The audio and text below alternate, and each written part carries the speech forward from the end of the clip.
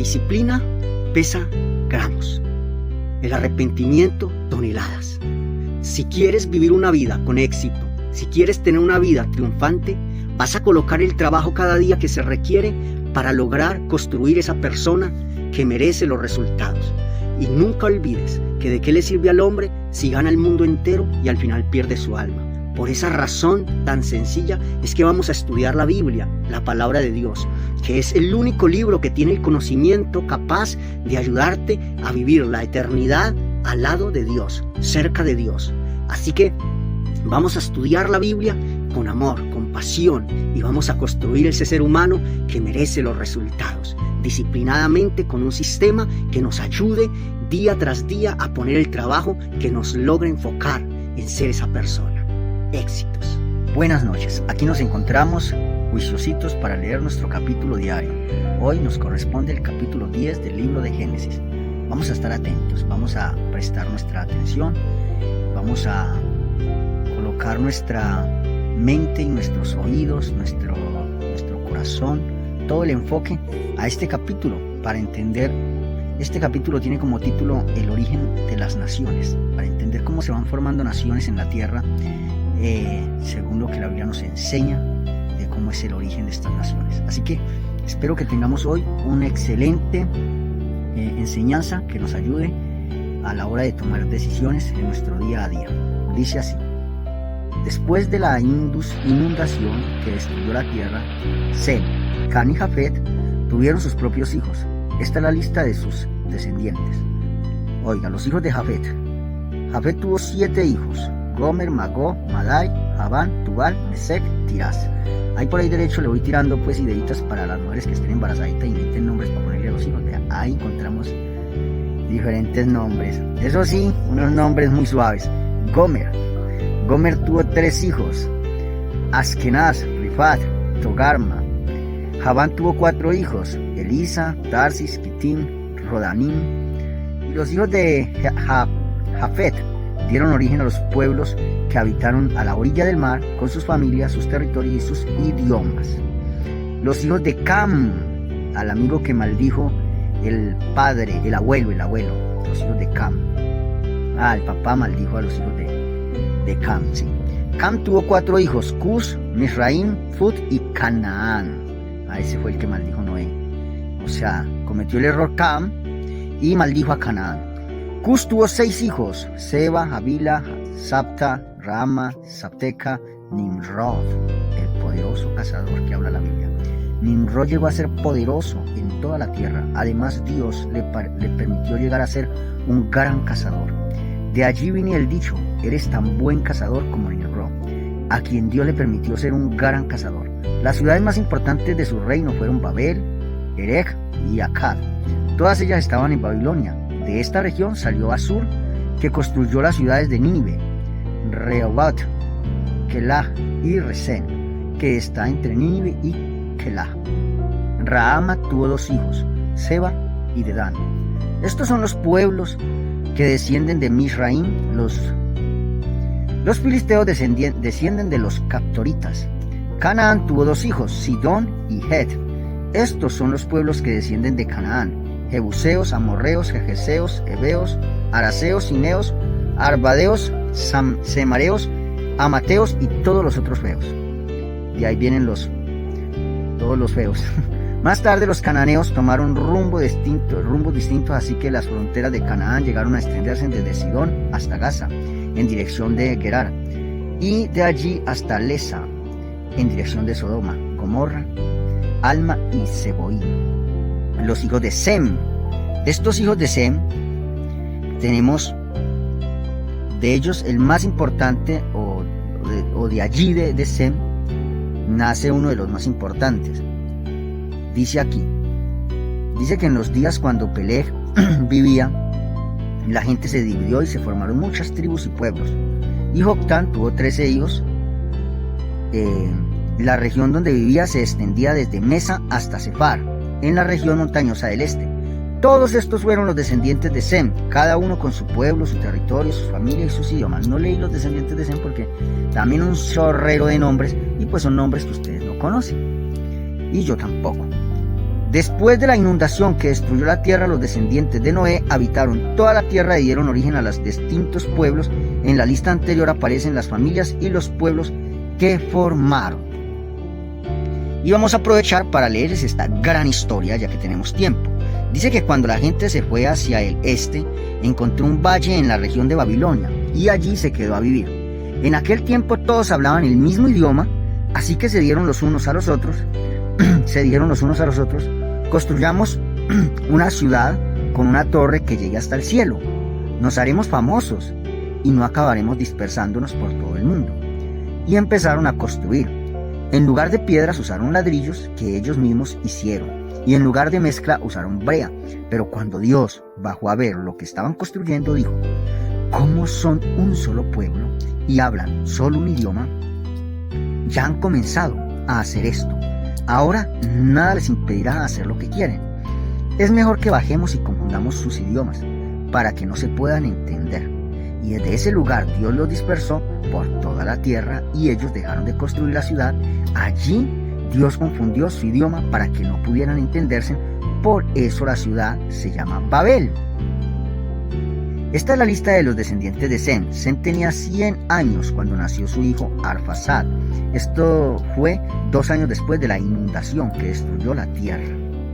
O sea que cuando Sem entró al arca de Noé tenía 98 años, uno de los hijos de Noé. También tuvo más hijos y más hijas. Después de que nació Arfaxad, Sem vivió 500 años más y Arfaxad tenía 35 años cuando nació su hijo Sela, y luego tuvo más hijos y más hijas. Después de que nació Sela, Arfaxad vivió 403 años más. Sela tenía 30 años cuando nació su hijo Eber, y este vivió 433 años más.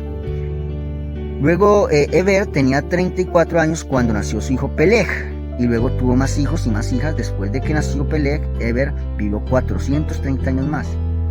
Y así vamos viendo. Peleg es el padre de Reú. Reú tiene hijos. Serug, Reú vivió 270 años más. Serug también tiene sus hijos, y Serug ya es el padre de Nacor. Y Nacor tuvo hijos, y su hijo se llamaba Serug, vivió 200 años más. Nacor tenía 29 años cuando nació su hijo Tera, y luego tuvo más hijos y más hijas. Después de que nació su hijo Tera, Nacor vivió 119 años más. Y Tera tenía 70 años cuando nacieron sus hijos Abraham, Nacor y Harán. Taré y sus descendientes. Ahí ya vamos llegando a ese punto especial. Esta es la lista de los descendientes de Taré. Taré fue padre de Abraham, Nacor y Harán. Y Harán fue padre de Lot. Y Harán murió en Ur de los Caldeos, donde había nacido. Cuando murió todavía vivía su padre. Abraham se casó con una mujer llamada Sarai, la cual no podía tener hijos. Y Nacor se casó con una mujer llamada Milca, que era hija de Harán. La otra hija de Harán se llamaba Isca. Taré salió de Ur de los Caldeos y se dirigió a la tierra de Canaán, pero al llegar a Harán se quedó a vivir allí, junto con su hijo Abraham, su nieto Lot y su nuera Sarai. Allí murió Taré a la edad de 205 años. Es una historia un poco confusa y sé que usted se aburre cuando escucha todos esos nombres, todas esas personas. Si ha llegado hasta este punto escuchando la historia, sé que debe estar un poquito aburrido. Lo entiendo, hasta yo me aburro de leer un poco de nombres de personas que no tienen como un impacto en mi vida, o sea, que no son mis abuelos, ni mis bisabuelos, ni mis tatarabuelos. Entonces es como normal que cuando lleguemos a este tipo de capítulos tendamos a sentirnos un poco perdidos, y más porque estos nombres no nos crean imágenes en nuestra mente, y los seres humanos, cuando nos cuentan historias, cuando leemos historias, nos encanta hacer ideas en la mente, imágenes que nos producen esa emoción. Las imágenes nos producen emociones. Entonces, ¿qué les voy a resumirles un poquito los 2 capítulos que le leí? Aunque es muy importante estos listados de personas y por eso se encuentran en la Biblia. ¿Por qué es tan importante? Porque aunque a nosotros no nos llame la atención este tipo de personas o este tipo de nombres, pues es porque nosotros no somos directamente descendientes de ellos, o sea, en el sentido en que esos no fueron nuestros abuelos o bisabuelos. Aunque sí venimos en cierta manera desde esa época, sí venimos, la genética obviamente, porque usted y yo sí venimos por la genética de Sem o de Can o de Jafet. Uno de esos 3 es por la línea en que nosotros venimos. La verdad, de ahí se pobló la tierra. O sea, Sem, Cam y Jafet fueron los que poblaron la tierra con sus esposas. Y puede ser que nosotros no seamos descendientes de Cam, que fue el que más mal le fue por la maldición que le mandó su papá, su abuelo más bien, Noé. Entonces, ¿qué es importante? Ver cómo 2 años después se empieza a poblar la tierra con gente, le nacen hijos, y de todos esos hijos que nacen, empiezan a hacer pueblos, empiezan a haber como agrupación de personas, de familias, a hacer sus chocitas ahí cerca el uno del otro. Todo es una gran familia, y entre todos, dirigidos por un grande que se llamaba Nimrod, que se lee en la Biblia, que fue feroz cazador, de alguna manera encontraron un liderazgo y empezaron a construir algo que llama la atención en este capítulo. Empezaron a construir una torre que era tan alta. La intención de esta torre era que su cúspide tocara el cielo. Y el objetivo del poderoso líder que dirigía toda esta arquitectura gigante y sorprendente, porque para la tecnología que había en la época, construir una torre que llegara al cielo, o sea, estamos hablando de una comprensión tecnológica muy avanzada. Porque para construir un rascacielo, hoy en día se necesita mucha, pero mucha tecnología. Piénsalo. Un rascacielos no se puede construir encima de arena. Nada más esos edificios grandes que hacen, si usted ha visto cómo se construye un edificio, esos edificios si crecen arriba cualquier 70, 60 metros, para abajo también se profundizan cualquier 10, 20 metros, si no es más. Eso se profundizan las zapatas, eso es a profundidad. O sea que esta torre que hicieron no era más que una hazaña de grandeza y de poder y de sabiduría. Para la tecnología que se tenía, para mover como se debió de mover las piedras para construir esta torre, tuvo que haber una ingeniería sorprendente. Y lo más tremendo es que le llamó la atención a Dios lo que estaban haciendo, porque mira que estaban construyendo una torre, y la idea y el sentimiento de construir esta torre era la grandeza, la soberanía del pueblo, de querer en cierta manera hacerse en un nombre, y poder que su cúspide de esa torre tocara el cielo. Querían en cierta manera decirle a Dios que también podían llegar al cielo a través de su torre.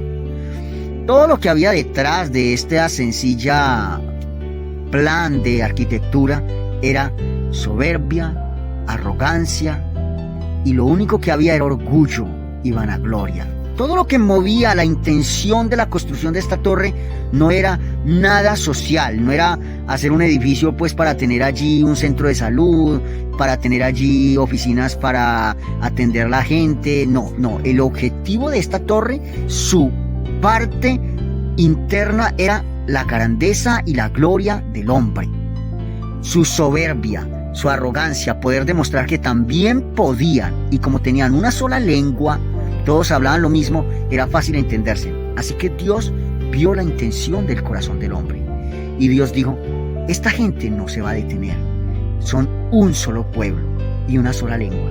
Así que lo que están haciendo, que si sus intenciones fueran diferentes, maravilloso, pero sus intenciones es de arrogancia, de prepotencia, así que lo que hacen no está correcto.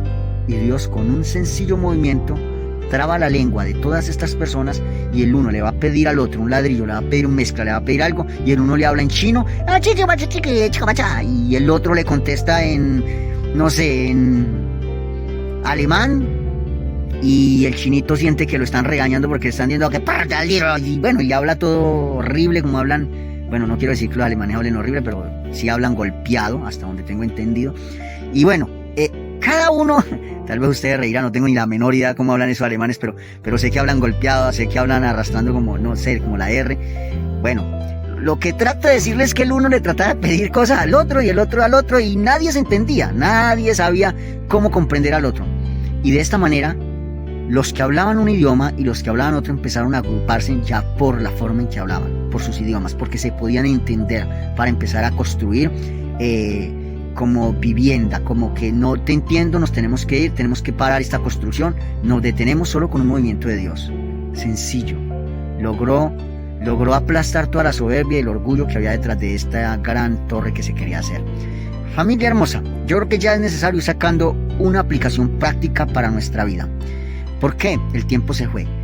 Cuando tú empieces a hacer algo, una empresa, un proyecto, cuando tú empieces algún objetivo, ten en cuenta que lo que vas a hacer, tú eres un ser humano, y por ser un ser humano tienes limitaciones, y esas limitaciones van hasta donde Dios dice, hasta aquí te permito.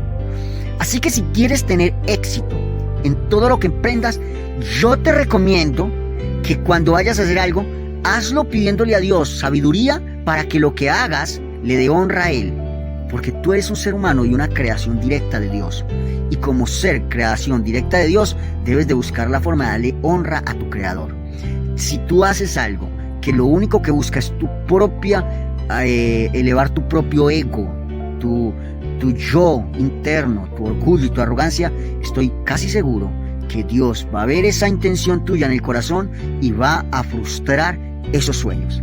Así que como aplicación práctica de hoy en adelante, tú y yo vamos a buscar hacer cosas, proyectos, planes, objetivos, sueños, edificar casa, darle un hogar a la familia, no sé, lo que tú quieras proyectarte a hacer, estudiar, lo que sea, pero vas a tener en cuenta que lo que vas a hacer, hazlo para el beneficio de la humanidad y hazlo con el deseo de honrar al Creador que te dio la vida. Y siempre ten en cuenta que a ese Creador hay que darle la gloria. De lo contrario vas a verte frustrado en lo que quieras hacer por un Dios soberano, Rey de Reyes, que mira la conducta del más pequeño de los seres humanos. No te quede duda que Él está atento a lo que hacen los pueblos. La Biblia dice que Él bajó a ver lo que hacía la gente y dijo, confundamos su lengua, porque lo que hacen no es agradable. Así que familia, que Dios no obstruya tus planes porque están llenos de egocentrismo y de vanagloria propia, sino más bien que Dios te fortalezca y sea tu patrocinador de los planes y proyectos que tienes. Esa es la aplicación práctica que le vamos a dar a esta lectura. Poner a Dios como el Señor de nuestros proyectos y honrarlo con lo que hagamos. Y así vamos a ver a Dios como nuestro patrocinador de lo que proyectamos hacer. Un abrazo familia y Dios los bendiga.